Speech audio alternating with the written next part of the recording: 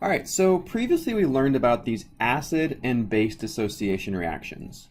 And remember, the general idea is that when you have an acid, this acid is dissolved in water, and it can react with that water, which is a liquid, and we form the conjugate base, and we also form hydronium, right? And we talked about how it's hydronium, which is ultimately the molecule that dictates the pH of the solution. So the pH is equal to the negative log of the concentration of hydronium, right? So this reaction here in the previous video we showed just as a traditional chemical reaction we could use for stoichiometry. What I'd like you to note is that in this video I'm actually showing it as an equilibrium. So I use the equilibrium symbol here because in most cases this reaction, this acid dissociation reaction, is governed by an equilibrium constant. And we call this equilibrium constant the acid dissociation constant, or Ka. So when we're talking about acid-base chemistry, this equilibrium constant is really important. Okay, and we use it just like any other equilibrium constant. It's equal to the concentration of our products, so in this case the conjugate base, times hydronium, divided by the concentration of our reactants, which the only one that matters here is the aqueous one, which is the weak acid. Okay, so most acid dissociation reactions are governed by this equilibrium constant. Okay, and any of them that are governed by this equilibrium constant are called weak acids. Okay, so in a minute here I'm going to show you a table which lists out lots and lots of acids. All right, and any time in that table you find something that has a Ka value, we call it a weak acid. Okay, the other option would be strong acids. So strong acids are really similar to weak acids, except the difference is that when this acid dissociation reaction occurs, it is not an equilibrium. So we have our acid reacting with water, and there's no equilibrium. We have 100% conversion of our reactants to our products.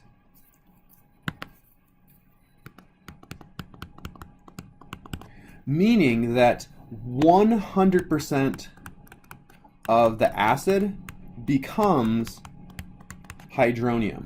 So calculating the pH of these solutions is pretty easy, which we'll see in a subsequent video. In this video, what I want to really focus in on is understanding these acid dissociation reactions and appreciating how we can use the value of Ka to figure out the strength of an acid. So if we have solutions of acids, we should be able to predict which of those will have the most acidic pH and which of those will have a lower pH. Okay, so before we move to the table, a reminder here that when we're talking about equilibrium constants, the larger the equilibrium constant, right, so the larger our Ka value, this corresponds to a higher concentration of products, which in our case means a higher concentration of hydronium. So the larger the equilibrium constant, the more acidic the solution will be because the higher the concentration of hydronium. Okay, in the case of strong acids, which we have complete dissociation, we have maximum acidity based on the concentration of the acid because we have complete conversion. Okay, so let's go ahead and flip to a table which lists out lots of acids, and we'll be able to figure out the strength of those acids based on their Ka. All right, so here's that table. Okay, and what I'd like you to notice pretty much right away is that at the top of this table we have the labels, the name of the acid, the formalism. So hydroiodic acid is Hi, right? This is the chemical symbol. This is the formula of the conjugate base. So the conjugate base of hydroiodic acid is just iodide. And then we have a Ka and a pKa listed. Okay, and the pKa is calculated in exactly the same way as pH. So a pKa equals the negative log of the Ka. Or if we reverse this like we did with pH, we could say that Ka equals 10 to the negative pKa. Okay, so just some simple relationships. So we'll notice that at the top of this table, right, the top several acids here, we do not have Ka or pKa values. And the reason for that is these are our strong acids.